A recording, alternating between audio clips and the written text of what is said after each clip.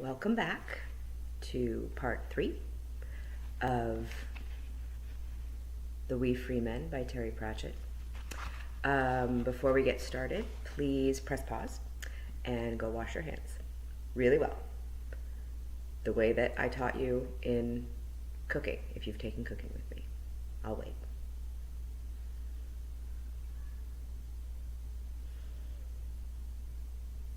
Okay. So let's say that you've done that, your hands are clean, which is great. We can go ahead and get started again. There was no one around in the kitchen. Her mother had probably gone up to the shearing pens with a bite of lunch for the men who were shearing this week. Her sisters Hannah and Fastidia were up there too, rolling fleeces and paying attention to some of the younger men. They were always quite eager to work during shearing. Near the black stove was the shelf that was still called Granny Aking's library. By her mother, who liked the idea of having a library. Everyone else called it Granny's shelf. It was a small shelf, since the books were wedged between a jar of crystallized ginger and a china shepherdess that Tiffany had won at a fair when she was 6. There were only 5 books if you didn't include the big farm diary, which in Tiffany's view didn't count as a real book because you had to write it yourself. There was the dictionary, there was the almanac, which got changed every year, and next to that was Disease of the Sheep, which was fat with the bookmarks that her grandmother had put there. Granny Aking had been an expert on sheep, even though she'd called them just bags of bones and eyeballs and teeth looking for new ways to die. Other shepherds would walk miles to get her to come and cure their beasts of ailments. They said she had the touch. Although she just said that the best medicine for sheep or man was a good dose of turpentine, a good cussin', and a kick. Bits of paper with Granny's own recipes for sheep cures stuck out all over the book. Mostly they involved turpentine, but some included cussin'. Next to the book on sheep was a thin little volume called Flowers of the Chalk. The turf of the downs was full of tiny, intricate flowers, like cowslips and harebells, and even smaller ones that somehow survived the grazing. On the chalk, flowers had to be tough and cunning to survive the sheep and winter blizzards. Someone had colored in the flowers a long time ago.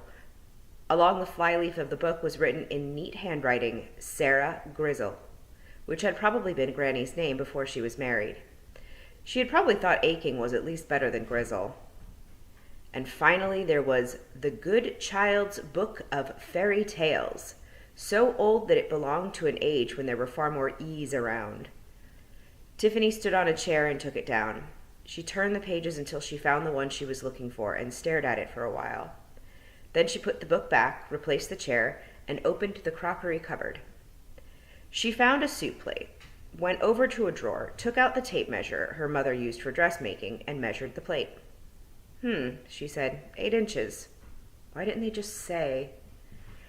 She unhooked the largest frying pan, the one that could cook breakfast for 6 people all at once, and took some candies from the jar on the dresser and put them in an old paper bag. Then, to Wentworth's sullen bewilderment, she took him by a sticky hand and headed down toward the stream. Things still looked very normal down there, but she was not going to let that fool her. All the trout had fled and the birds weren't singing. She found a place on the riverbank with the right-sized bush. Then she found a stone and hammered a piece of wood into the ground as hard as she could, close to the edge of the water, and tied the bag of sweets to it. Tiffany was the kind of child who always carried a piece of string. "Candy, Wentworth!" she shouted. She gripped the frying pan and stepped smartly behind the bush. Wentworth trotted over to the sweets and tried to pick up the bag. It wouldn't move. "I want to go a toilet!" he yelled, because it was a threat that usually worked. His fat fingers scrabbled at the knots. Tiffany watched the water carefully. Was it getting darker? Was it getting greener? Was that just waterweed down there? Were those just bubbles, just a trout laughing? No. She ran out of her hiding place with the frying pan swinging like a bat. The screaming monster, leaping out of the water, met the frying pan coming the other way with a clang. It was a good clang, with the oi oi oi oi oi oi oi oi oi oi that is the mark of a clang well done. The creature hung there for a moment, a few teeth and bits of green weed splashing into the water, then slid down slowly and sank with some massive bubbles. The water cleared and was once again the same old river, shallow and icy cold and floored with pebbles. "Wanna, sweetie!" screamed Wentworth, who never noticed anything else in the presence of sweets. Tiffany undid the string and gave them to him. He ate them far too quickly, as he always did with sweets. She waited until he was sick, then went back home in a thoughtful state of mind. In the reeds, quite low down, small voices whispered, "Cravens! Wee Bobby, did you no see that?" "Aye, we'd better off ski and tell the big man we've found the hag." Miss Tick was running up the dusty road. Witches don't like to be seen running. It looks unprofessional. It's also not done to be seen carrying things, and she had her tent on her back.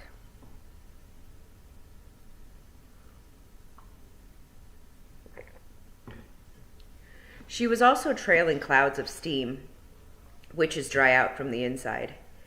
"It had all those teeth," said the mystery voice, this time from her hat. "I know," snapped Miss Tick. "And she just hauled off and hit it." "Yes, I know. Just like that." "Yes, very impressive," said Miss Tick. She was getting out of breath. Besides, they were already on the early slopes of the downs now, and she wasn't good on chalk. A wandering witch likes firm ground under her, not a rock so soft you could cut it with a knife. "Impressive," said the voice. "She used her brother as bait." "Amazing, wasn't it?" said Miss Tick. "Such quick thinking. Oh, no."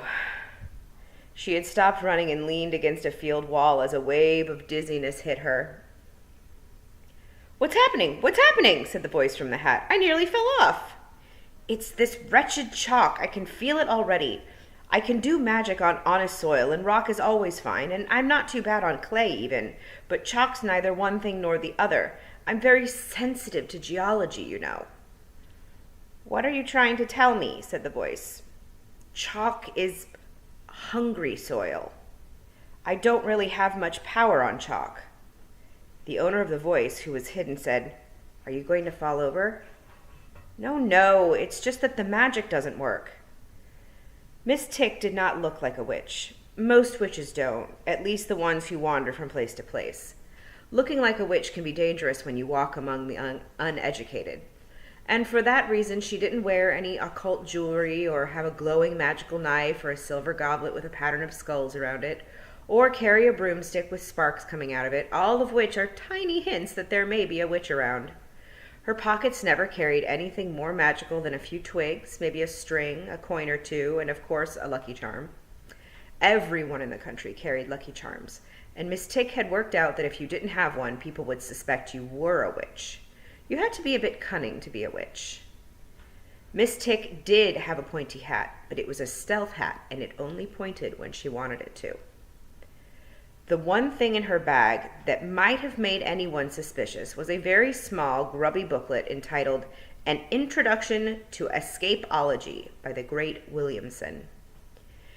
If one of the risks of your job is being thrown into a pond with your hands tied together, then the ability to swim 30 yards underwater fully clothed, plus the ability to lurk under the weeds, breathing air through a hollow reed, count as nothing if you aren't also amazingly good with knots.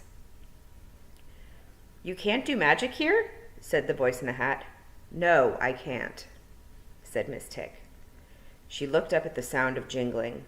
A strange procession was coming up the white road. It was mostly made up of donkeys pulling small carts with brightly painted covers on them. People walked alongside the carts, dusty to the waist. They were all men. They all wore bright robes, or robes at least that had been bright before being trailed through the mud and dust for years. And every one of them wore a strange black square hat. Miss Tick smiled. They looked like tinkers, but there wasn't one among them. What they did was sell invisible things. And after they'd sold what they had, they still had it.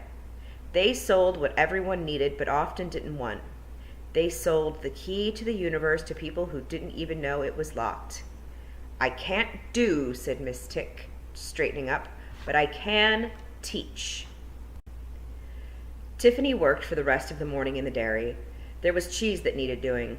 There was bread and jam for lunch. Her mother said, "The teachers are coming to town today. You can go if you've done your chores." Tiffany agreed that yes, there were one or two things she'd quite like to know more about. "Then you can have a half-dozen carrots and an egg. I dare say they could do with an egg, poor thing," said her mother. Tiffany took them with her after lunch and went to get an egg's worth of education. Most boys in the village grew up to do the same jobs as their fathers, or at least some other job somewhere in the village where someone's father would teach them as they went along. The girls were expected to grow up and be somebody's wife. They were also expected to be able to read and write, those being considered soft indoor jobs that were too fiddly for the boys. However, everyone also knew that there were a few things that even the boys ought to know to stop them wasting time wondering about details like, what's on the other side of the mountain? And why does the rain fall out of the sky?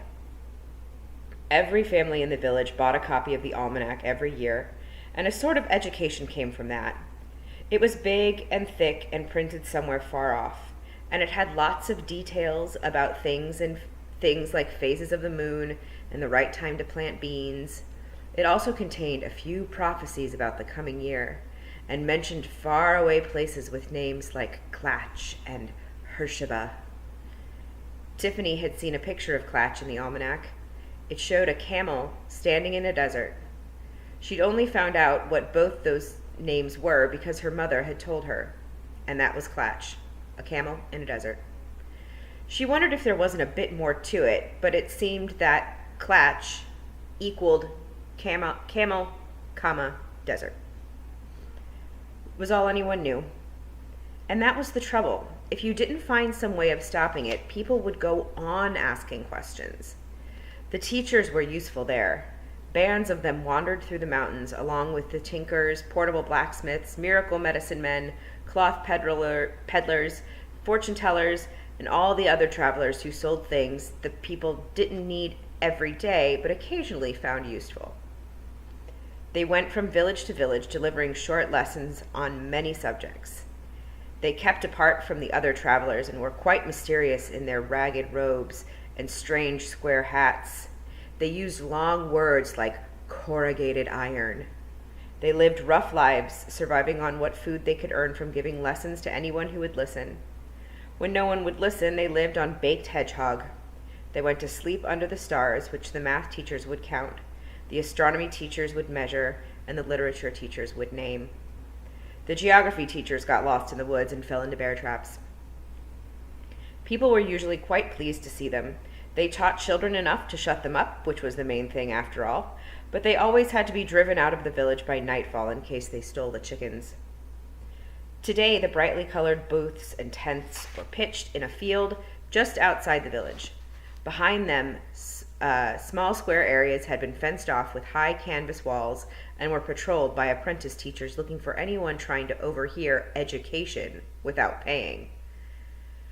The first tent Tiffany saw had a sign that read, "Geography, geography, geography. For today only, all major land masses and oceans, plus everything you'll need to know about glaciers, 1 penny, or all major vegetables accepted." Tiffany had read enough to know that while he might be a whiz at major land masses, this particular teacher could have done with some help from the man running the stall next door. The wonders of punctuation. 1, absolute certainty about the comma. 2, I before E, completely sorted out. 3, the mystery of the semicolon, revealed. 4, see the ampersand, small extra charge. 5, fun with brackets. Will accept vegetables, eggs, and clean used clothing. And here's what the sign looks like.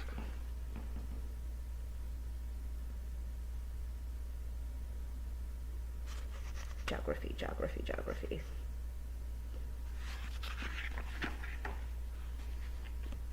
The next stall along was decorated with scenes out of history. generally of kings cutting one another's heads off, and similar interesting highlights.